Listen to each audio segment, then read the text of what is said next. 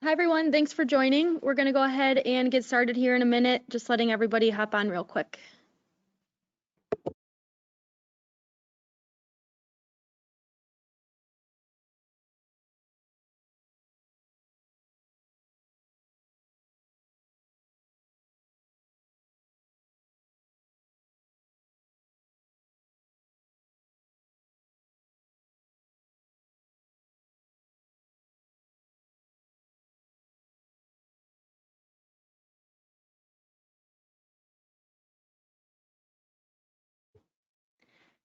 Hi, everyone, and thanks for joining us for week 2 of Forum Month here at Americaneagle.com. My name is Renee, and I will be your moderator for today's session. Today is a track under our marketing track titled E-commerce Best Practices for Gaining More Online Sales. Despite not being able to host everyone in person this year, as we've said on previous sessions, we're super excited to be able to offer these series of sessions virtually to our clients again. We hope everyone finds value in today's session and that it provides you with some takeaways that you can apply to your own e-commerce digital strategy this year and into 2021. One quick housekeeping item I'd like to cover real quick before introducing our speakers. There is a questions panel in your GoToWebinar toolbar. Feel free to submit questions in there at any time throughout the discussion today, and we'll be going through and answering as many of those as we can at the end of the session. With that, I'd like to go ahead and introduce you to two of our e-commerce experts here at Americaneagle.com who will be taking us through today's content. So over to you, Vanessa and Adam, to get us started. Hi, everyone. Thank you for joining us today. I'm Adam Wagner. I've been working in the web development industry for over 16 years now, and I've been with American Eagle for 14 of those years. Prior to joining American Eagle, I was the retail website manager for the Chicago Bears Pro Shop, so just a lot of e-commerce experience throughout my professional career. My official role at American Eagle is front-end technical director of e-commerce department. So in that role, I'm responsible for all the front-end accountabilities in the department, essentially working as a bridge between the sales, project management, and front-end development team to help architect and craft e-commerce websites. So looking forward to getting to spend the next 30 minutes with you guys discussing e-commerce. Awesome. Hi there, everyone. My name is Vanessa Cazone. I'm a member of the digital marketing team here at Americaneagle.com. On the marketing end of things, my background is mainly in both email and social media marketing, along with any kind of campaign strategy work. So I'm super excited to get started here, and thank you everyone for joining us today. Perfect. So high level, Adam and I will go through a couple of different items during our time today, starting off with what to consider regarding the current climate of the world and just some general e-commerce best practices as well. We'll also get into some social media discussions surrounding platforms, influencer marketing, and remarketing ads. Then we'll finish it off with some site testing as well. Thanks, Vanessa. So we'll talk about the impact of COVID-19 on holiday shopping. So with the holiday season fast approaching, there's some tips and things we want to talk about in regards to that. So just in general, this holiday season will be unlike any other in recent memory because of the COVID-19 pandemic. That has fundamentally changed the way we shop, and that changed literally overnight when the pandemic started happening in March. So really, now is the time to pick up new customers and form lasting connections. Just a quick quote right there from Digital Commerce 360. More than 1/3 of consumers shop online weekly since the coronavirus hit. That's up for 28% pre-COVID-19. And this is all pre-holiday season. So with the uncertainty of the global pandemic, more consumers than ever will be shopping online this holiday season instead of the traditional brick and mortar stores. Here's some food for thoughts as you see the bullet points there. Black Friday 2019 saw 93.2 million buyers shopping online. It also saw sales hit 7.4 billion, which was an all-time high. About 40% of shoppers made online purchases on Black Friday 2019. 2.9 billion of those sales happened through mobile phones. So again, keep in mind, this was 2019, all before the COVID-19 pandemic. Black Friday and holiday shopping in general has been fading in recent years amid the shift to online shopping. With many generally still avoiding public places, honestly, waiting in line with hundreds of people to score a $500 TV is simply not a reality this year. So again, we're seeing stores will be closed on Thanksgiving, and really in-store Black Friday deals are being pushed online because honestly, consumers just don't want to go out in fear of the virus anymore. I think with the pre-COVID-19 organic shift to online shopping and the virus itself changing the way consumers approach things, holiday shopping, as we all know it, has forever changed. The reality is that Black Friday deals will be starting earlier than ever online. Prime Day. The effects of COVID-19 on e-commerce will last well into the decade, if not forever. Now is the most important time to accelerate your online business.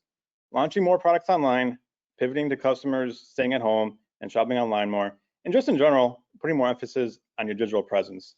That's very important stuff to consider this year. So let's take a look at some other items to keep in mind.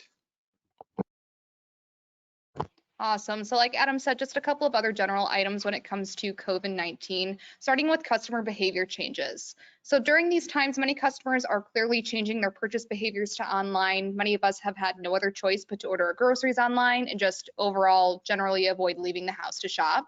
The general numbers show that e-commerce is on an all-time rise, as Adam was saying, and we may even see these habits become permanent even post-COVID.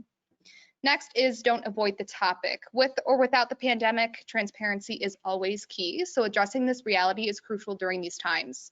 Giving the customer a heads up in regards to things like delivery issues, inventory issues, or supply chain delays will obviously give them a sense of what to expect. Next is establishing a new safety standard for both your employees and your customers, and then keeping them. Implementing safety measures when it comes to your staff, your packaging, and several other processes shouldn't be temporary. They should be consistently evolving based on the new information that is changing and that we're receiving every single day. During the pandemic, we'll also see that customers who are suffering financially look for ways to make back some of their spending. So assuring that your returns process is streamlined is key to promising a stress-free experience for the customer. The last thing we want is to add stress to our customers' already existing situation. Lastly, pivoting to your tone of voice. This applies especially on the campaign end of things, trying to avoid a salesy tone and pivot to more lifestyle content.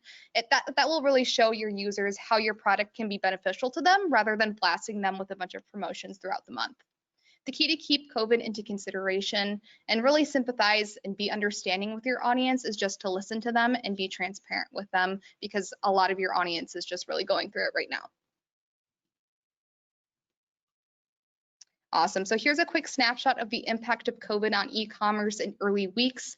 When it first started emerging, you can see at week 13, there's a 40% increase in online orders peaking, and then orders plateau at about 63.6% higher than when COVID hit after week 13. So just something to consider here.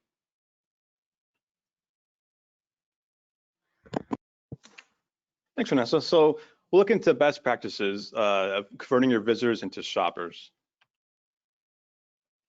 So first and foremost, stating the obvious, but search has a huge impact on sales. Really, when customers land on your website with a clear intention to purchase a specific product, honestly, their eyes are automatically drawn to the search icon. As you see in our slide here, we have a quote from one of our clients, Beretta. They mentioned on Black Friday, Cyber Monday, over 40% of their customers use search at least once before purchasing. Also, 90% of their visitors only saw the first page of search results. So that really means relevancy and merchandising are hugely important. Really, if you think about it, search tools are becoming an everyday part of life.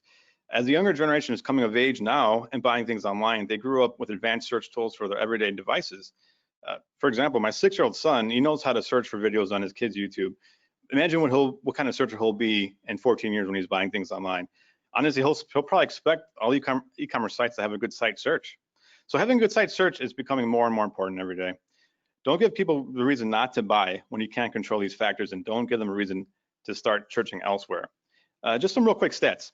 80% of users abandon the site after poor search performance. 70% of desktop users' search implementations are unable to return proper results for product type synonyms. 34% of websites are penalizing users who look up numbers or misspell words.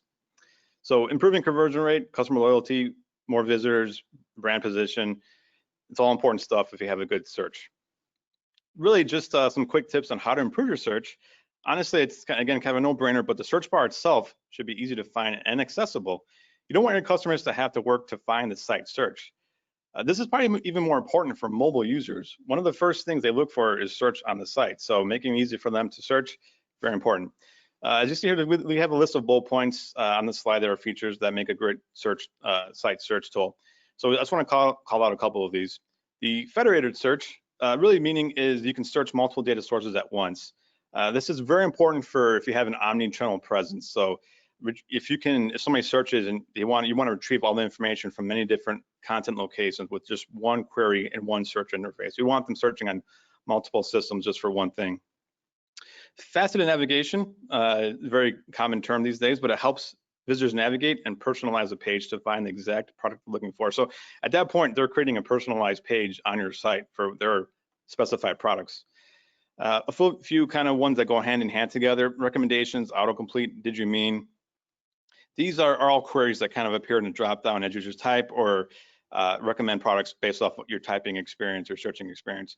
I know for me, I'm a lazy typer, so especially when I'm on mobile, having an autocomplete or recommendation feature works wonders to get me to convert.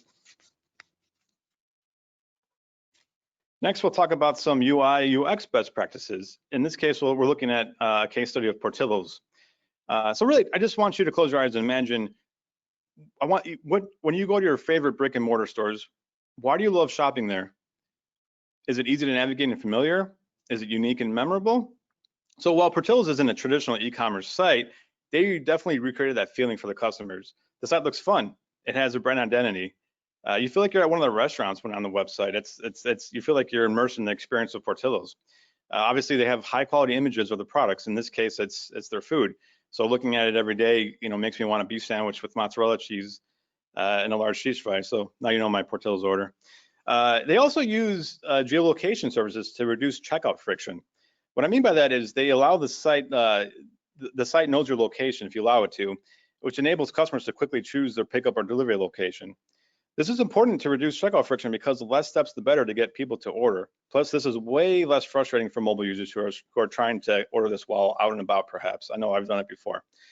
It definitely can be useful too if you have pickup at locations options. So it doesn't have to be just for food. Obviously, if you have a brick and mortar store with pickup at location options, you definitely want to utilize geolocation if you can. There's also, it's a clear instructions for customers and allows them to get into checkout funnel quicker. So they streamline the order process and made it easy as possible on their site. If you go to the cart with, let's say, a beef sandwich or a hot dog, there's upsell items in the cart as well. So say you forgot a French fry or a drink, it's an upsell item you can add to your cart right there on the fly. That prevents people from getting back lost on the site looking for items. So you don't want people to go back and leave the checkout funnel. It's streamlined navigation. Really mean by that is that the site serves three main purposes, and you can tell right away from the main navigation. They want you to order online for delivery or pickup. They want you to order catering services or ship items from their physical stores, and they want to showcase the brand. So obviously they have the food truck, careers, all that stuff there. And last but not least, it's a great mobile experience. The site is easy to use on any device. Users who have a negative experience in your mobile store are 62% less likely to purchase from you in the future. So by next year, it is expected that 54% of customers will be purchasing products on their mobile devices. So very important to have your site work great on mobile devices. Just another UI/UX case study of WeatherTech. WeatherTech is now synonymous with a great website shopping experience. And why is that? Well, for one, it's easy to navigate. You can find a product that fits your car instantly by specifying your make, model, and year. They make their products easy to buy. Customers don't have to work to buy from them. So again, keep in mind, the easier it is for a customer to make a purchase, the more likely they are to buy from you. Simple navigation options. It's definitely not overkill. As you see here again, the navigation. You can view all products. You can shop for a vehicle. You can talk to customer service, access your account, or go to shopping cart. So really, people aren't getting lost trying to find new things. It's really streamlined that way to get you to obviously buy or communicate with them. The call to actions are emphasized with clear directions on them. So, for example, there, and I don't know, images might be kind of hard to see, but if you go on the website, you might see a call to action of shop by product, locate dealers, etc. Those are good call to actions because shop by product is much better than just a call to action that says shop, or locate dealers is a lot better of a call to action than just say locate. So it really gives you a purpose to click on those call to actions and actually perform an action and conversion. And last but not least, they don't neglect their worldwide customers. So again, they make it really easy to let them select their language and country for more funneled shopping. So they definitely want to make it a more inclusive website for everyone. Speaking of inclusive websites for everyone, something to consider that often gets overlooked is accessibility. So you might have heard the term and you might have looked into it yourself with all the litigations and lawsuits out there, but accessibility is a practice of making your websites usable by as many people as possible. And while we traditionally think of it as being about people with disabilities, that's not entirely the case. It's a practice of making sites accessible to other groups, such as those using mobile devices or those with slow network connections, as an example. It's kind of a no-brainer, actually. Why wouldn't you want to cater to larger consumer market and increase your conversions and revenue? Accounting for users who may have an impairment, be it color blindness, motor impairment, vision issues, or again, not people with disabilities, but let's say grandma who lives in the country using her satellite internet to buy socks for little Johnny. You want to create an inclusive digital experience that works for the largest number of people possible. Some just real quick tips. You want a fast performant website. You want to minimize distractions, want to make forms and steps easy to complete. You want to account for screen readers. A lot of people who have low vision or bad vision will utilize a software called a screen reader that reads the website content back to them. So you want them to get confused or lost within that and within your content or call to actions. You also want to use plain language standards. So you don't want to kind of use jargon or lingo that people wouldn't understand. Because again, you want to make it inclusive. You want to encourage everyone in the whole world to come visit your website. Other things too, like color contrast and keyboard accessibility, all that stuff comes into play too. So a lot of different things to account for. That's why it's becoming so important. As you see here, there's a quote according to the U.S. Department of Justice. The large and growing market of people with disabilities has $175 billion in discretionary spending. So really, the main point is building accessible sites benefits everyone, from the user because you now are making an inclusive website, to the seller because you're making that inclusive website to sell more products to them. And SEO. So again, I know it's kind of another obvious one, but really good SEO results in more visitors to your site, right? But I like to emphasize content is what wins buyers over. So again, just reading these bullet points real quick. You want to create engaging headlines, become a thought leader, provide articles, infographics, etc. So for a real world example, my brother-in-law has a Jeep Wrangler and he needed a new soft top. So as you see here, we were showcasing one of our clients' Best Top, and there are several Jeep Tops sites out there, but because of Best Top's great content and they have a good resource content section about installations and help guides and videos, they made a lifelong customer out of my brother-in-law because of all the good information he has on there. So really, not only having good content helps organic SEO, but humanizing your content and catering to your customers is also super beneficial because you can form lifelong customers this way. Yeah, so again, I know I mentioned Prime Day in passing before. Happy Prime Day, everyone. So really just a couple more things in addition to the things I already talked about to help increase conversions, revenue, and traffic. So Amazon does things very well. I don't need to kind of go into why they're doing things with how good they're doing. But for one, a couple of things of Prime Day in particular is that here they invest in reward customer loyalty. So really, if you think about it, what makes you more money in the end? Customers acquired or returning customers? Yeah, both are great revenue streams, but returning customers, loyalty to customers, all that stuff, that's a better way to reward. That's a better way for customers to shop. And what better way to reward returning customers than to have a day literally dedicated to getting them deals and discounts? That's just obviously it's writing on the wall, right? Shipping, again, I don't have to. It's kind of a no-brainer with Amazon. There's shipping advantages, but you can use it too. People have a tendency to buy more when there's free shipping. It gives them that cozy, familiar Prime power of satisfaction.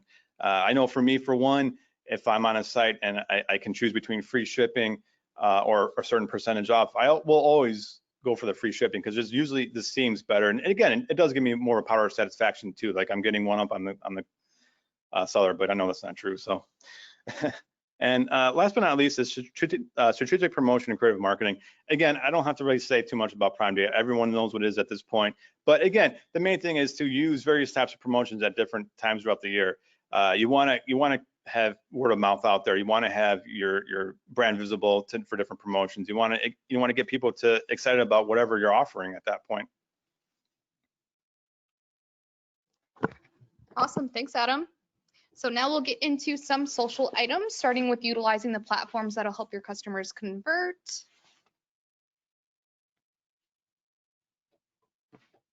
Awesome. So a lot of the times we have clients come in with just Facebook and Instagram or just LinkedIn and Twitter, but it's essential to explore what's best for you in terms of the industry you're in and the product you're selling. Facebook and Instagram are always great for e-commerce. I'm sure you didn't need this presentation to know that. But both these platforms have a shopping feature, Instagram shopping and Facebook shopping, which basically gives you the ability to showcase your products on each platform. You could tag products in posts and users can then explore them by simply tagging on them. And from there, they're taken to a product detail page. Users love this because they don't have to necessarily leave the platform until they make the decision to actually go through with the purchase. And it gives them the opportunity to see the product in real life scenarios on your Instagram or Facebook feed. On the right-hand side here is an example from one of our clients, Score Shoes.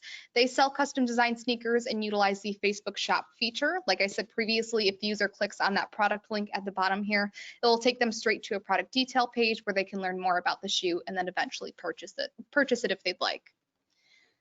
Pinterest may not be one of the top 3 social platforms, but it certainly is one of the best platforms for e-commerce. Although it has slightly fewer users compared to other platforms, 93% of Pinterest audience uses the platform to plan out their purchases. So because it's primarily image-based, it also takes less effort for you and your team on your end to implement, which is always a great thing.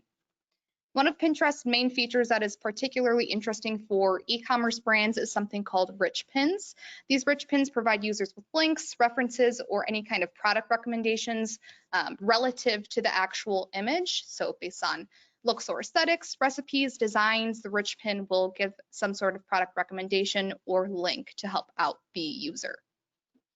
Another honorable mention is TikTok, which has been in the news recently due to the rumors of being banned in the US, but so far so good. That didn't end up happening quite yet. I do see that a lot of brands are afraid of TikTok or think it's specifically for the younger demographic, which isn't necessarily all the way true. There is a wide range of users on the app. So if you do have a unique product or a unique idea, TikTok welcomes it. It's the easiest platform to go viral on. All you need is an interesting, unique idea, which I know is easier said than done. But TikTok also provides what's called the creator marketplace, which is kind of like Instagram's analytics. It helps you see what kind of users are interacting with your videos and how to continue creating great content that will encourage engagement. Awesome. So now getting into influencer marketing at a very high level, we could do an entire presentation on just influencer marketing, but especially in recent years, this method has become incredibly popular and almost essential in the e-commerce world. There's 3 baseline steps to successful influencer marketing that everyone should at least consider and take a look at. So first, finding your quote unquote ideal influencer, creating meaningful content with him or her, and then lastly, tracking the success of each campaign. An ideal influencer is different for everyone and every brand. They should specifically align with your brand's tone, your style, and your mission. A good way to identify these aspects is by obviously auditing the influencer's social profile, but also by looking at which hashtags they're frequently using. By doing this, you can help identify their specific niche, if they even have one, and from there you can determine if they'd be a good fit for you. You'll also want to identify your reach out approach, whether it be via Instagram, email, or another type of medium. You can find several free outreach templates online to get an idea of what other brands are doing and the most beneficial way to reach out to the right influencers. Creating meaningful content with the influencer is obviously the most essential part. It's what will attract new customers. The influencer should avoid posting basic images of the product with the mention of their promo code. Instead, they should try telling some sort of story that relates to why your product was beneficial to their life specifically. Lastly, tracking your success. This is pretty straightforward, but assigning promo codes or landing page links to each influencer will help you track the progress of each influencer's campaign, and from there, know how to compensate them. Remember that an influencer doesn't have to have hundreds of thousands of followers in order to provide value to you. Follower engagement is everything and should be the main aspect to look for in your ideal influencer. Perfect. So moving on to remarketing and our top high-level tips for succeeding in doing so. So to start off, remarketing is basically, if you don't know, a way to connect with people who have previously interacted with your website or brand in some sort of way. The most common form of remarketing or retargeting is to show ads to visitors that came to your website and left without making a purchase. Or in upselling an existing customer, you can show users complimentary products to ones they've already purchased. Another common strategy is targeting those who have abandoned their shopping cart, and all of those strategies that I had just mentioned can be done through custom audience targeting. Another tip is to utilize reviews in your ad creatives. In my opinion, reviews are arguably the best marketing tool, and the vast majority of customers read reviews before making any kind of purchase. So by including those reviews in your targeted ads, you're basically providing social proof for your company, giving the customer the extra nudge toward making a purchase. When it comes to social, consider platforms outside of just Facebook or Instagram for your retargeting ads. Depending on your industry and product, Snapchat, LinkedIn, YouTube, and Pinterest are all really great options. Then we have, ads in general are not just a set it and forget it kind of exercise. It's something that requires constant optimization and adjustments. So consider testing your ad copy. Test your CTAs, test your images, test all of it. Always have two variations running side by side until there is a clear winner. The more you test, the easier it will be to find what is working for you and your brand in the end. Thanks, Vanessa. Yes, indeed. Test, test, test. So really just always be testing your e-commerce website and digital presence. You have to be tireless with optimizing your store and marketing channels for increasing that conversion rate. As the old saying goes, if you haven't tried 100 changes to see how it impacts your conversions, you haven't experimented enough. And maybe I just made that quote up right now, but how can testing help the conversion rate? You're all probably familiar with the term and perhaps already doing this, but A/B testing or split testing, that's one of the most powerful ways to improve some of the most important metrics in your business. The idea of A/B testing is to determine which design, content, or functionality is more successful with your site visitors. It allows you to test a variation of your page that may affect your consumers' behavior. For example, it can involve testing 2 different content layouts for the same product to see which layout produces more sales, different product taxonomies for your site to see which one makes it easiest for customers to purchase from you, or perhaps moving navigation items around to see which results in more sales and more conversions. Keep in mind, A/B testing absolutely cannot be a one-time deal. It's not one and done like me trying new diets to lose weight. A/B testing should involve repeatedly testing improvements until you get the best possible version. It should be a process with each test building upon the results of the previous tests. It also allows you to significantly improve your customers' shopping experience. Improving their shopping experiences will translate to happy customers, which translates to better click-through rates, more conversions, more revenue, greater brand loyalty, and so on. Again, take a look at Amazon. Why do you shop there? They weren't always the giant retailer that they are. It took a lot of testing, experimenting, and innovating. So just some testing tips. I challenge everyone listening to this session to take a hard look at every aspect of your site. Ask these questions. What could be better? What are your competitors doing? How does my site look on mobile and tablet? How fast is my site? What do your customers, and users think? It's good to get unbiased opinions. Not everyone's the same, so test, test, test. Keep the process going all the time. It isn't good enough to redesign your site every few years. You must be making improvements all the time. So yeah, just in general, if you're looking for a site audit, American Eagle can provide a quality assessment of your website through all the e-commerce aspects, including best UI/UX practices, maintainability, usability, and speed, content, taxonomy, third-party apps. So again, fill out the survey you are prompted with at the end of the webinar, or email us at foruminfo@Americaneagle.com for a free consultation. Thanks, Adam and Vanessa, for taking us through the content. I know we only have a few minutes left here for the webinar today, so we're going to go ahead and jump right into Q&A. First question for one of you to answer. Adam, maybe you can take this one, or Vanessa, you too. What tools do you recommend for A/B testing? Yeah, thank you. I'll jump in real quick. The 2 most commonly used ones are Optimizely and VWO. They both offer a full suite of A/B testing tools, including the ability to easily deploy tests, analyze results, and evaluate heat maps. So great, cool. One other question here. What is the best way to reach out to an influencer? Yeah, I can take that one. So the majority of the time, influencers are usually the ones to reach out to the brand, but you obviously have to have a social presence in order for that to happen. I'd say the best way to start the initiative is to reach out via the influencer's business email and explain what kind of value you could provide for them, and then vice versa, what they could provide for you. Setting up a video chat may be beneficial in order to get some sort of sense of their personality, just to see if they'd be a good fit as well. Great. So it looks like that's all the time we have today for questions. For anybody that submitted a question that we didn't get to today, we will go ahead and follow up with you following the webinar today. As a reminder, we have several more forum sessions coming up this month. The full listing can be seen right here on your screens. We just recently announced our keynote session, which will be taking place on Friday, October 23rd. So don't forget to register for that at www.americaneagle.com/forum-2020. So thanks again for attending today. We hope you enjoyed the session, and we look forward to seeing you guys at a future session later this month. Thank you. Thanks, everyone. Thank you.